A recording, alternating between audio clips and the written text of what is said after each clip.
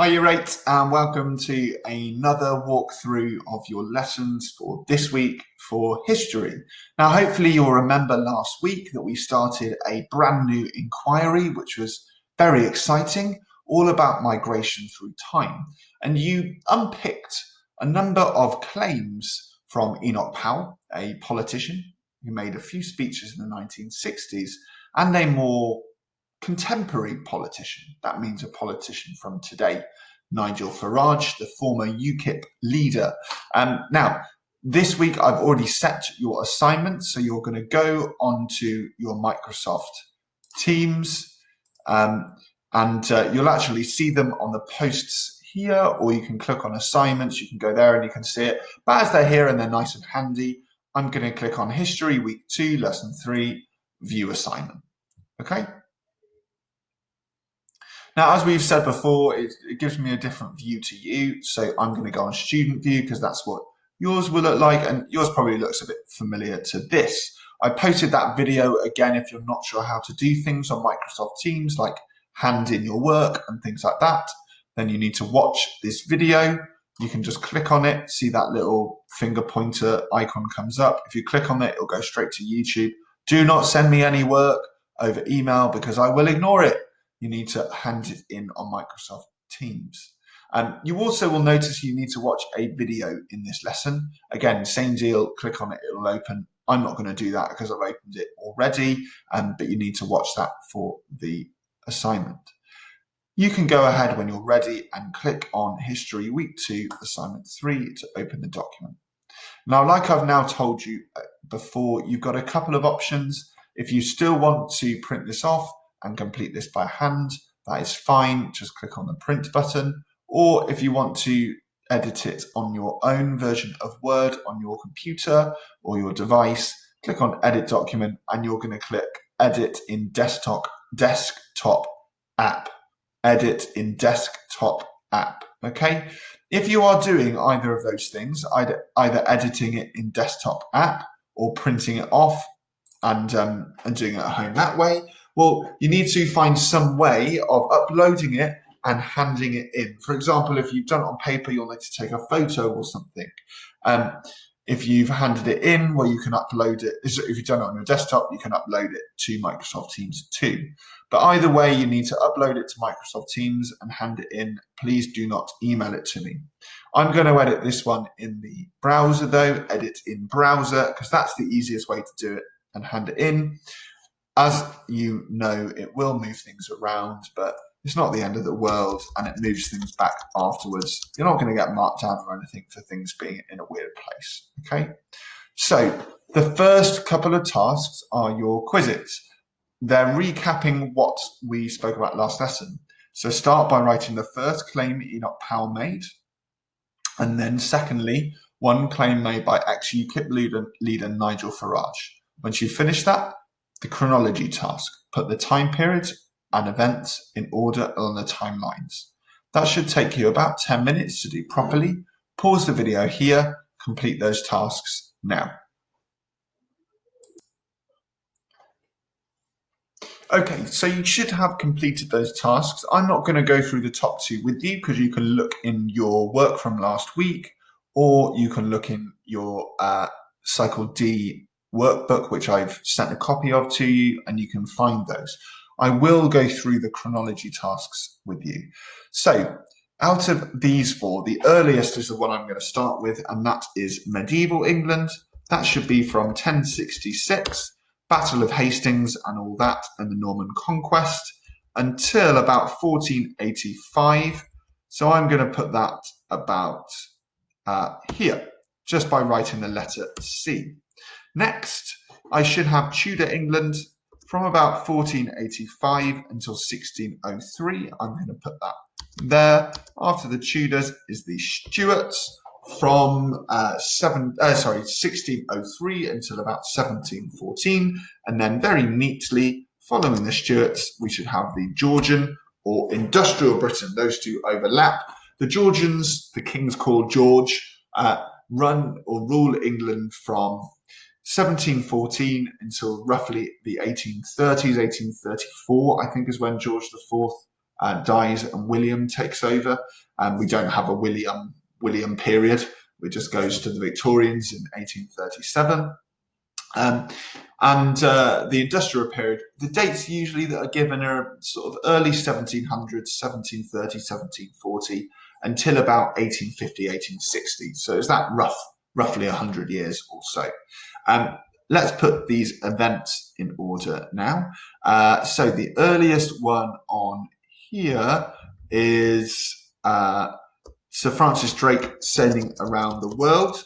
That is in 1577, I believe. I'm actually going to pause the video here and just go and check. Boom! I tell you what, Mr. Jones, history genius. 1577, off the top of my head. Kapow. Yeah, it was 1577, in case you hadn't worked out that I was quite pleased that I was correct. The next date that is going to be on here, well, that's going to be Elizabeth giving the Royal Charter to the East India Company. That was in 1600. Next, the Jamestown colony founded in Virginia. I think that was in 1607. I'm going to go and double check again. I'm just really modeling what you should be doing. If you're not sure, you should be going and checking these events and these dates. Mr. Jones is on fire. 1607, smashed it. Yeah, I mean, it's probably not much of an achievement given I'm a history teacher, but hey, we've got to take small victories at the moment, you're right. Jamestown was founded in 1607 in Virginia, and then the 7 Years' War, well, that is in the 1750s until 1751 to 1758, I believe. So we're going to stick that at the end, okay? Those are the events that you should have on your timeline in the correct order. The next task. Today we're going to hear lots about this historian called Dr. Miranda Kaufman. You need to read this information about her. Pause the video here, read it now, should take you about a minute.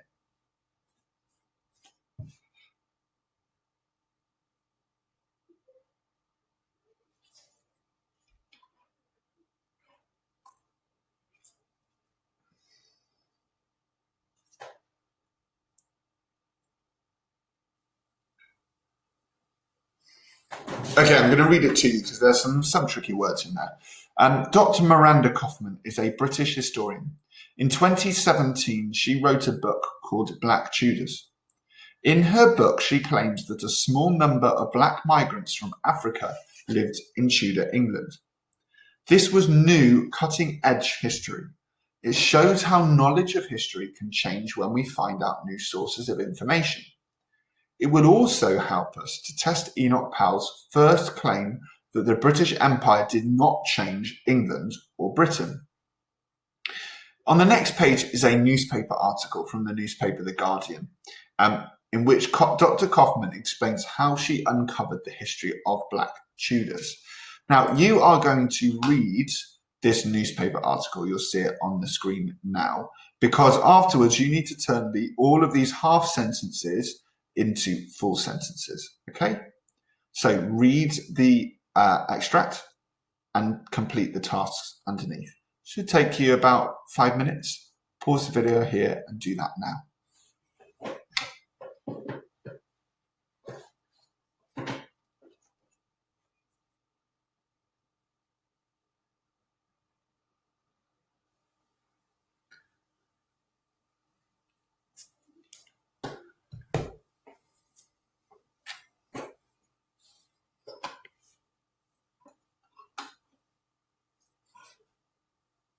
Okay, now I'm going to read this to you and we'll do the first couple together. If you already know what you're doing, you've done it, well, skip forward through this bit. The Guardian newspaper, as I said. Here's the headline. Tudor, English and Black and not a slave in sight. From musicians to princes, a new book by historian Miranda Kaufman opens a window on the hitherto, until now, unknown part played by Black people in 16th century England. 16th century means the 1500s, Tudor times. Kaufman's interest in Black British history came about almost by accident. She intended to study Tudor sailors' opinions of Asia and America for her thesis, her final essay, at Oxford University, but found documents showing the presence of Africans within Britain. This is a quote from Dr. Kaufman. I'd never heard anything about it, despite having studied Tudor history at every level. When I went to the National Archives, that's a massive building in Kew, not far from us in West London, where documents about national history are kept in vaults underground. It's very exciting. When I went to the National Archives for the first time, I asked an archivist where to start looking, and they were like, oh well, you won't find anything about that here. Kaufman kept digging, contacted local records offices, that's where documents about local history are kept, like the National Archives, but much smaller, and ultimately built up to her book. So why has the existence of Black Tudors been unknown, untold, and untaught? History isn't a solid set of facts, she replied. It's very much about what questions you ask of the past. If you ask different questions, you get different answers. People weren't asking questions about diversity. Now they are. Despite her work filling in these blanks, Kaufman is frustrated about how few sources there are. I wish they had kept diaries or preserved letters. Much as I've pieced together these lives, they're not satisfying biographies where we know everything. More often, they are snapshots of moments. So, we're going to complete the sentences, as I said, turn these half sentences into full sentences. While studying at Oxford University, okay, I'm going to go back and think about this. Where is she talking about Oxford University? I think I know. While studying at Oxford University, Dr. Kaufman found documents showing the presence of Africans within Britain. That's what I'm going to type. Dr. Kaufman found documents showing an African presence in England. Number 2. Although Kaufman had studied Tudor history at every level, she'd never heard anything about it.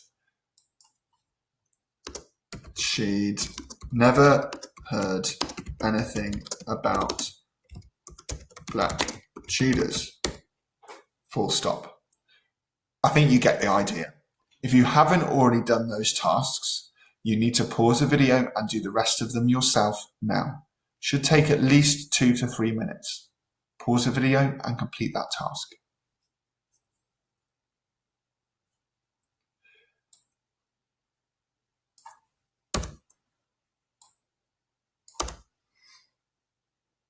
Okay, next, we're going to watch a video where David Olusoga, who's another historian who writes about Black British history, we'll hear more about him or more from his research next lesson. He's actually going to talk to Dr. Kaufman in this clip. 2 historians in 1 video. Super exciting. As you are watching the video, you need to answer the questions 1 to 4 and the challenge, if you can, in the space underneath. Now, as I have said, I've posted a link to this in the explanation for this assignment. I'm also going to put the link here. You see, I've just done that. So if I hold down Control now, it's not going to let me. If I hold down Control, that's the button that says CTRL on it. You'll see a little kind of Peter pointer, a little finger pointing comes up. If I click that, it's just going to, whilst I've got Control held down, it's just going to open the link. I've already got it open though, so I don't need to do that. So read the questions 1 to 4 and the challenge first, and then you're going to go ahead and answer those questions once you've watched the video. I'm not going to play the video in this browser because I don't think you need that. You're more mature than that. It should take you about 10 minutes 5 minutes probably actually to watch the video and answer those questions. Pause the video, do that now.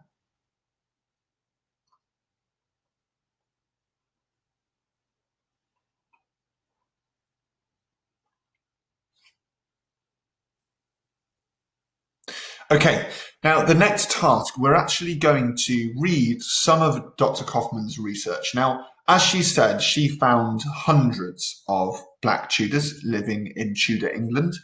We're just going to focus on 3 particular case studies, okay? Now, what you need to do is fill in this table using the 3 sheets on the next page about John Blank, a 3rd historian, by the way, in this lesson, Lucy Worsley. Mr. Jones, super excited about getting 3 historians in a lesson. The 2nd one on Mary Phyllis, and the 3rd case study on Diego. Okay, now what you are looking for is the following. It's a bit slow when it goes into those. Information. What is their What is their name? What is their occupation, their job? At this point, I'm starting to sound like Monty Python. That won't make sense to you, but if there's any parents watching, it might make sense to them. What is their name? What is their occupation or job? How did they come to Britain? And notes. Anything else that you think is important? So I'm going to do the first one with you to show you what I mean. So my first one is about John Blank. Take note of how it spells blank. John Blank, like that. What is his occupation? Well, I remember him from the video, but I'm just going to double check. He is a herald or royal trumpeter. A herald or royal trumpeter. How did he come to Britain? Well, again, I think he's migrated for work. And it also says here that he is a blackamoor, which if I think back to that video that I've just watched, well, the Moors were a group of people who ruled Spain. They were from Northern Africa recently, and they migrated across Europe because they ruled Spain. So I'm going to note that down. He was a blackamoor, who ruled Spain. Blackamoors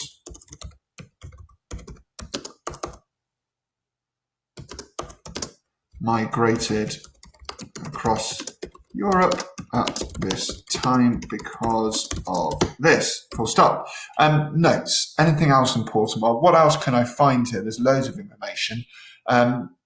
This is interesting about racism not really existing in Tudor England. I don't think I'm going to add that, but there's definitely something that you should read. That's interesting. How do we know about John Blank? Well, he appears in the Westminster Tournament Roll. That's interesting. I'm going to write that down. He appears in the Westminster Tournament Roll. I think that's useful or interesting because there is clear evidence that he existed and worked for Henry the 7th. V is a 5. I after the V means 7. And 8th, VIII. That he worked for Henry the 7th and Henry the 8th. There's all sorts of other things that you could go on and read here about the royal flag hanging. That's evidence that he worked for the king or kings. Definitely go and read that stuff about racism. It's very, very interesting. And as it says in your full booklet for Cycle D, there is actually an extract in the prep tasks at the end from Dr. Kaufman's book where she's talking about this particular thing that I'd really recommend you read. Super interesting. Blew my mind and made me rethink everything I know about history. Fantastic extract. So go ahead and read that. So I think you're getting the idea here. Essentially, you're reading each of these case studies and filling in this table. Simple, right? It should take you about 10 to 15 minutes to do it properly. Pause the video here and do that now.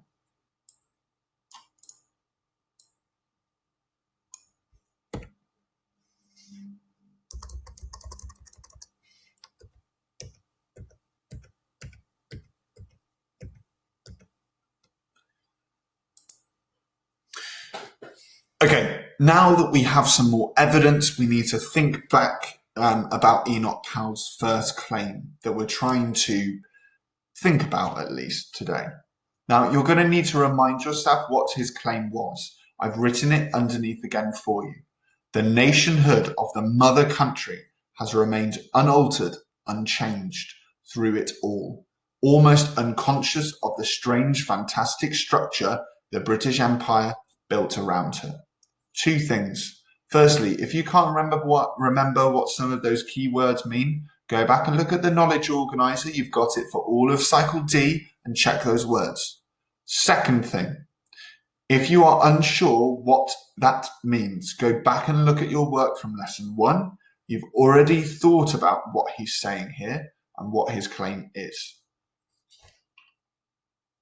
But his claim is, in short, that the British Empire did not change England or Britain.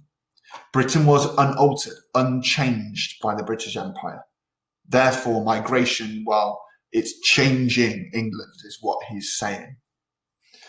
What evidence from today's lesson might go against the fact that he says Britain was unchanged by the Empire? Pause and think about that question and then write an answer underneath. Should take you 2 minutes. Pause the video, do that now.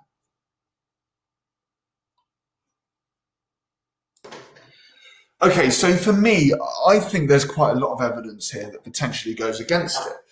Because clearly there were hundreds of black African people living in Britain during the Tudor times. Now, they're not significant when you think about the whole population, but it's still a large number of people. And that tells me that Enoch Powell's idea that Britain was white before the Empire, that Britain was unchanged by the Empire, well, it's not strictly true, because it wasn't white entirely. And also, these people are coming to Britain sometimes because of their own empires, sometimes because of the British Empire. And I think a really good example of that is Diego. Now, Diego arrives, or migrates rather, to Britain because he joined Sir Francis Drake. And I know that Sir Francis Drake, as a privateer,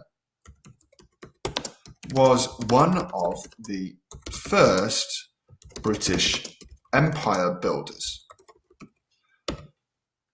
So to say that Britain was unaffected by empire, therefore, unaltered by empire, well, it's just wrong. Because how else would Diego have got here if it weren't for the empire and Elizabeth sending Sir Francis Drake out to build an empire like Spain and Portugal's? And I also reckon we may uncover lots more stories which might tell us the same thing. Anyway, if you haven't done that task, then pause it here and do that now. Write that in your own words. But the last thing that you are going to do today, 3 tasks, A, B, and C. You're going to first of all decide how far you agree with Enoch Powell's first claim that Britain was unaltered by empire. Excuse me. You're then going to select a number from 0 to 10, 0 being you disagree, 10 being you completely agree underneath, and type your number here. You're then going to type or select a word underneath to show how far you agree. I'm going to use the word dispute, and you're going to type it there like I have just done. And then underneath, you are going to type an answer to question C, explain why you circled that number, use the word you circled in your explanation. So I might say something like, well, I dispute Enoch Powell's first claim because examples of black Tudor migrants such as Diego, if you can do this on your own, by the way, pause the video, do it yourself. You don't need me. Tudor migrants such as Diego suggest that Britain was changed by empire as far back as the 16th century. That means the 1500s. I'm going to put that in black brackets, as Diego joined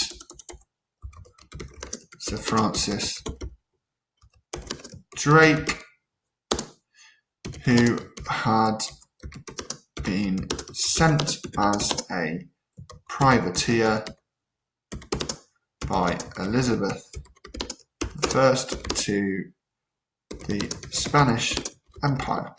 He was one of Britain's first empire builders, and Diego migrated to Britain as a direct result of his voyage. As a direct result of the early empire, therefore. Okay, so that's just one example that you could talk about John Blank, you could talk about, I've got her name now, you could talk about Mary Phyllis, any of those work, but you need to write some description as to why you've selected that number, and you must use the word that you circled. I used dispute, for example, the word you selected from the table. That is the end of assignment or lesson 3, or the first lesson for this week.